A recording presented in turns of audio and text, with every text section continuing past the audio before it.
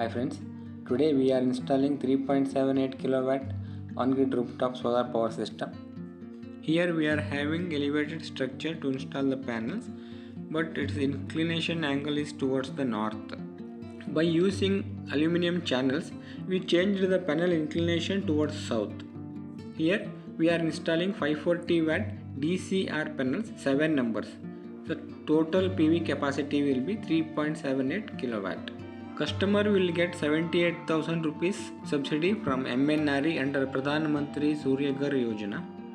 We provide complete end-to-end solution, supply of panels, inverter, AC/DB, DC/DB, wires, AC cables, DC cables, conduits, installation of earthing kits, lightning arrestor, and all BESCOM licensing works, including uploading of the documents to MNRE portal to get the subsidy from the government.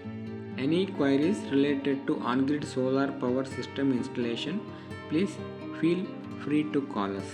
Thank you.